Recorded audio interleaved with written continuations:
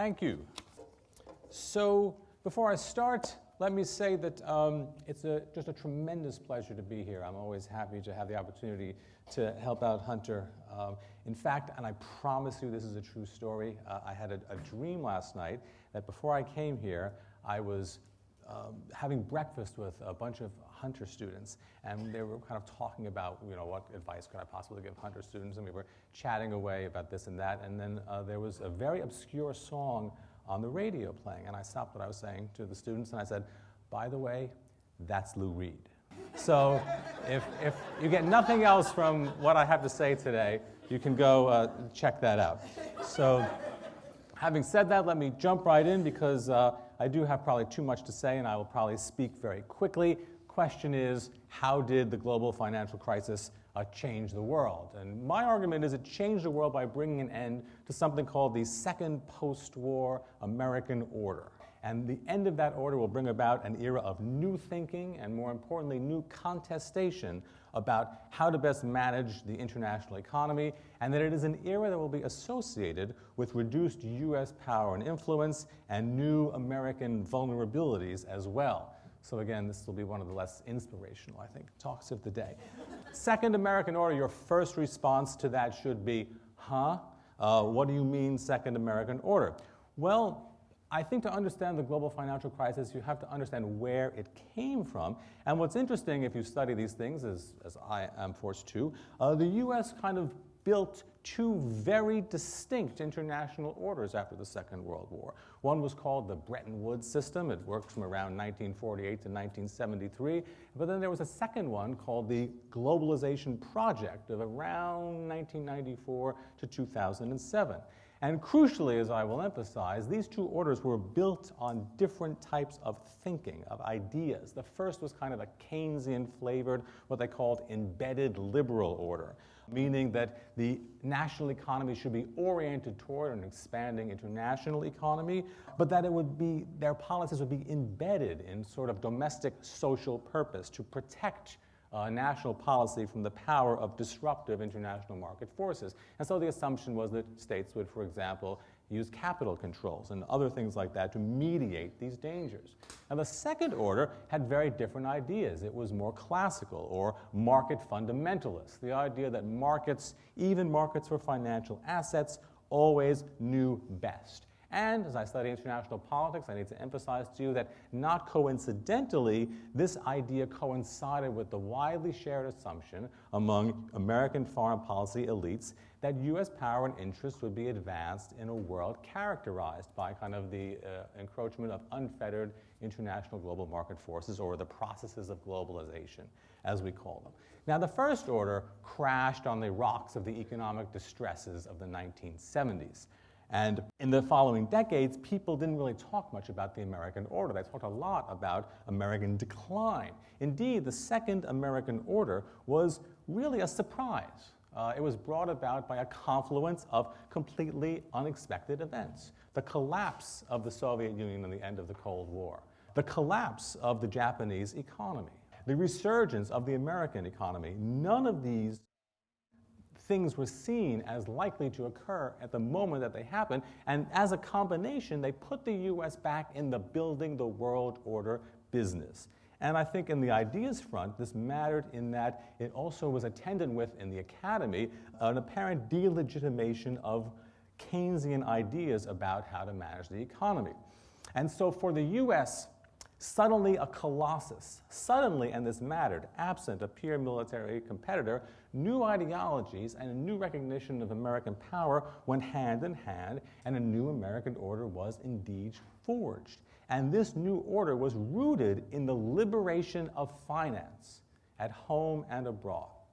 In the 1990s, there was a dramatic escalation of the deregulation of finance on the domestic front as the Clinton administration led a bipartisan charge to dismantle the Depression-era firewalls that had been designed to contain instability in the domestic financial sector. These trends were only accelerated in the transition to the George W. Bush administration and with continuity at Alan Greenspan at the Federal Reserve. In the 21st century, both the administration and the Federal Reserve opposed the idea not simply of regulation of the financial sector, but of basic supervision and oversight.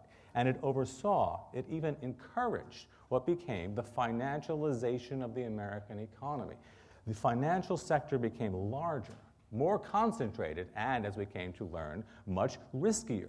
But most important, it became the biggest and fastest growing sector in the American economy, very different from what had happened for the previous, say, 70 years. And again, there's an important role for ideas here in this story.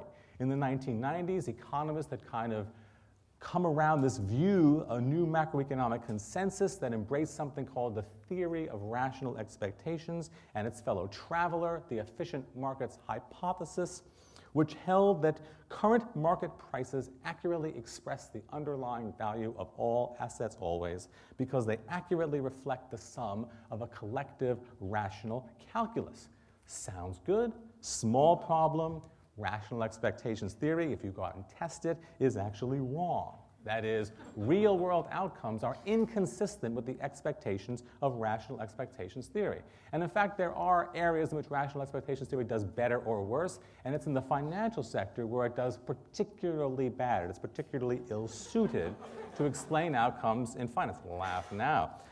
Because from a rational expectations perspective, financial markets always know best, and therefore can be left essentially to supervise themselves. In the words of one analyst, the efficient market hypothesis, quote, justified and even demanded financial deregulation.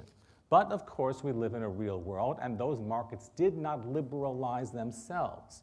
Fueled by a massive lobbying effort by the financial sector, at the turn of the century, two key pieces of legislation were passed. One was the Gramm-Leach-Bliley Act of 1999, which many of you have heard of. That's the one that dismantled the Glass-Steagall Act, the regulations from the 1930s, the Depression-era laws that were designed to prevent financial crises from occurring. The second was more obscure. It was something called the Commodity Futures Modernization Act of 2000, and it was at least as consequential. This act was the culmination of a fight not to supervise new, fantastically expanding sectors of the financial economy, which produced massive wealth, fueled rapid growth of the industry, but were at the same time inherent carriers of systemic risk. The interrelated phenomena of securitization and the astonishing growth in the trading of derivative products were enormously profitable for their issuers and traders, and were largely unsupervised by an oversight and regulatory apparatus that was designed before such phenomena came into existence. These markets grew at astonishingly fantastic rates, like science fiction levels of expansion. But following the logic of the theories of the day, rational expectations, efficient markets, no one worried. These prices of all these pieces of paper were accurately reflective of their fundamental underlying values, determined by the collective wisdom of savvy, well-informed market players drawing on sophisticated understandings of the underlying logic of those markets. Or not. And at the time, a few voices were raised in concern about this. In 1994, the U.S. Government Accountability Office issued a very dispassionate but important report addressing the question of systemic financial risk in the economy. And it said, and I quote, "The size and concentration of derivatives activity combined with derivatives-related linkages could cause any financial disruption to spread faster and be harder to contain." And it urged Congress to, quote, "revamp and modernize the entire U.S. financial regulatory system." The conservative magazine, The Economist, also sounded the alarm about unregulated products like these, but said, don't worry, they will soon be regulated. Paul Volcker, a very prescient man and a small hero in the story of these financial crises, said at the time, "I think it is obvious that if you have a large investment bank aligned with a large commercial bank, the possibility of a systemic risk arising is evident." But again, these were not the thoughts that were dominating the day. Financial regulation, however modest, however market-friendly, was anathema to the new American economy of efficient markets and the expansion and ascendancy of the financial sector. And so Paul Volcker was no longer chairman of the Federal Reserve Board, Alan Greenspan was. And he, as a champion of free markets, testified repeatedly and forcefully against the concept of systemic risks arising. On derivatives, a man known for speaking unclearly spoke very plainly, quote, "Regulation of derivatives transactions that are privately negotiated are unnecessary." Now, to summarize what I've just said, there was this second U.S. post-war order built on the faith that financial markets left to themselves were efficient, self-regulating, and self-correcting. And also, as I suggested earlier, they were also part of a larger international geopolitical strategy, and here the U.S. played its hand very aggressively with this financial globalization project. As Treasury Secretary official Lawrence Summers explained at the time, pushing for global financial deregulation is, quote, "a critical part of the U.S. agenda." But, and this is another important part of my story, the style of that push primed actors throughout the world, in Asia, in Latin America, in Russia, and elsewhere, to push back one day if and when they were given the chance. And they didn't really have the chance to do this in the late 1990s when the U.S. was so extraordinarily powerful. And the U.S. and its ally, the IMF, were not of a mood to encourage financial liberalization. They were of a mood to insist on it and to aim to force other states, for example, to eliminate all of their capital controls. Now, and again, I want to pause here and make an observation for you from economic theory, which is that with regard to the drive to dismantle the world's capital controls and leave financial flows completely unfettered and unregulated, two things. One is, there's actually no evidence this is a good thing, that it would lead to better economic outcomes or more efficient economic outcomes. And secondly, one thing we do know empirically is that periods of high capital mobility and free-flying finance are associated with the increase in financial crises around the world. And it ought not be shocking, therefore, that at around this same time, the Asian financial crisis erupts, 1997, 1998. And the Asian financial crisis is an important part of my interpretation of the consequences of the global financial crisis because it exposed a key rift in the world. In Asia and elsewhere around the world, many observers saw the crisis as a classic international financial crisis. International financial crises are actually sort of common.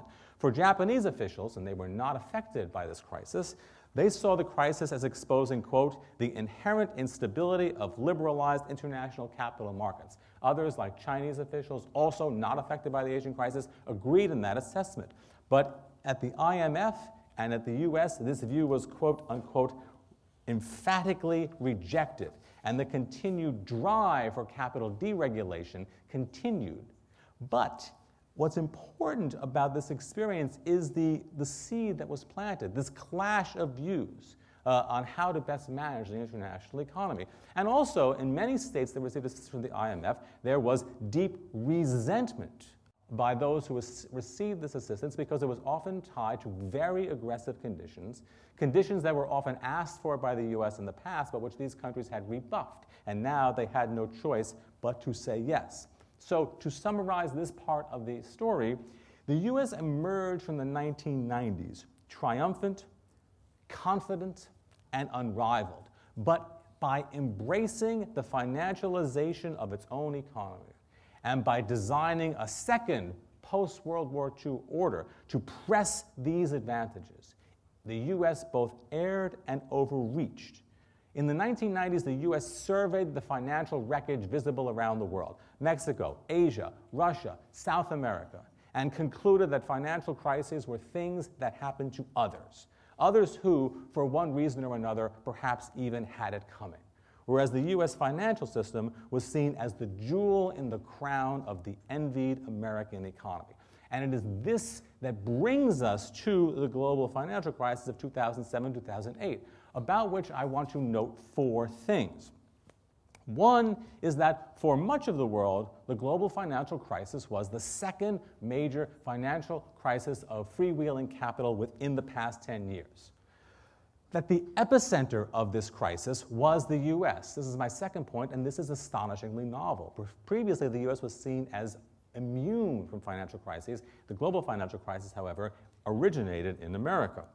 Thirdly, for many actors around the world, the crisis revealed finally the folly of fully unregulated finance, which a good study of unregulated finance would have revealed to those interested. But fourth and most important, post-crisis US public policy reflects a different perspective. In sum, after the global financial crisis, what I observe is continuity in the US with regard to macroeconomic policy, whereas change abroad, macroeconomic policy here referring to the regulation of the financial sector.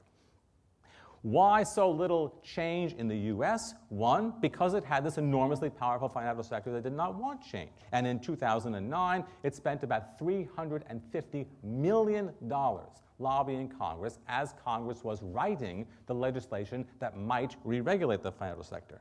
And secondly, the ideology of unfettered finance never really became unstuck in the US as it did to greater or lesser extents around the rest of the world. And so after the crisis, the US emerges with fewer, larger, more powerful financial firms. The US today is playing by most of the old rules and all of the old norms of behavior that were in place before the global financial crisis. Again, in contrast, in many places around the world, the global financial crisis, as the second major financial crisis suffered by many states, undermined the legitimacy of that second post-war American order that I described. What really changed is that with the end of the Cold War and with the Asian financial crisis, the American financial model was grudgingly seen in many quarters as the only one left standing. Maybe we like it, maybe we don't like it, but it's the only one left standing.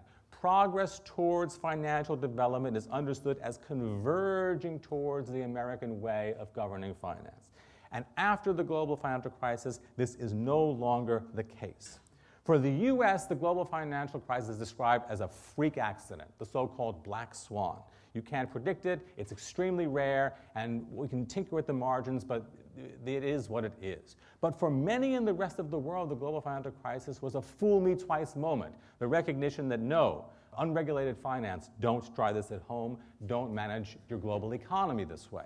So after the global financial crisis, my argument is that what we're seeing in the world is this so-called new heterogeneity of thinking about the management of international money and finance, and that this will affect both national choices and international politics.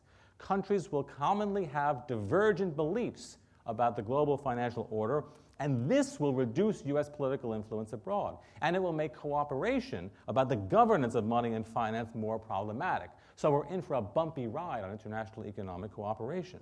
Moreover, many countries now view, for the first time in living memory, the US itself as vulnerable to future financial crises. And there is also widespread disenchantment around the world with the US-led stewardship of global international economic institutions. And there is a palpable preference out there for a variety of options and for new governance structures. Thus, with the delegitimation of the second US order and a new heterogeneity of thinking around the world about how best to manage money and finance, the global financial crisis has changed the world in that we are now living in a world where US international political influence is somewhat reduced. We will see a more conflictual and contested international economic order, and we are still living in a world in which the US remains vulnerable to yet another financial crisis. And on that cheerful note, I will thank you for your time.